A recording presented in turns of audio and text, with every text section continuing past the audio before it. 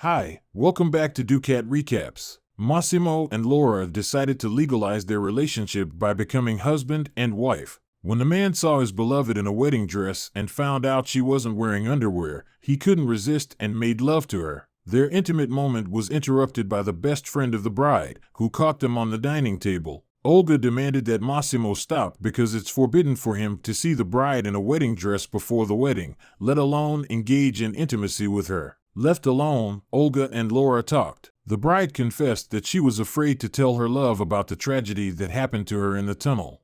As it turned out, on that unfortunate day, Laura not only survived an attack and got injured, but also lost her child. If Massimo finds out about what happened, he will declare a bloody vendetta, and that will not lead to anything good.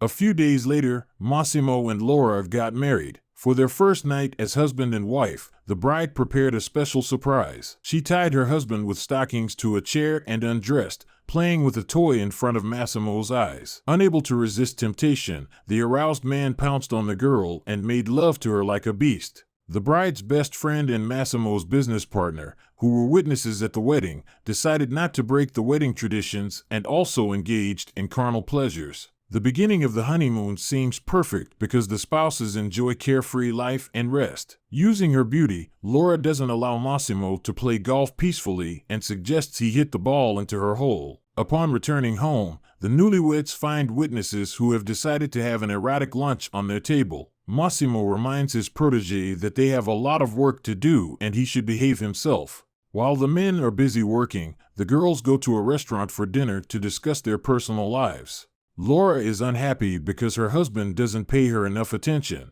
Upon returning home, she shows Massimo her new lingerie, allowing them to forget about household difficulties and problems. In the morning, the insatiable girl tries to seduce her husband again, but he manages to resist because he needs to work. Deciding to meet her friend, Laura interrupts her entertainment with Dominique at the most interesting moment. Wanting to have some fun, the girls plan a trip to the city. Olga wanted to drive, but Laura is against such experiments because she doesn't want to crash into the first tree she meets. Finding her husband at the restaurant, Massimo demands that she return home, but Laura doesn't obey. In a private conversation, the girl reminds the mafia don that she is not an object and her freedom needs to be respected.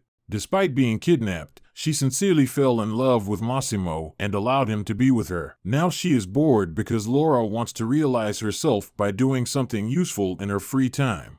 The next day brings new colors for the girl as she meets a sexy gardener. Having met the house owner, he began to arouse Laura's animal instincts. Afraid of an awkward situation and meeting with Massimo, he leaves and returns to work. In the evening, the family and guests gather around the table to celebrate New Year's Eve. Deciding to make an original gift, the head of the Sicilian Mafia gave Laura a clothing brand, allowing the girl to distract herself from household problems and develop her own business.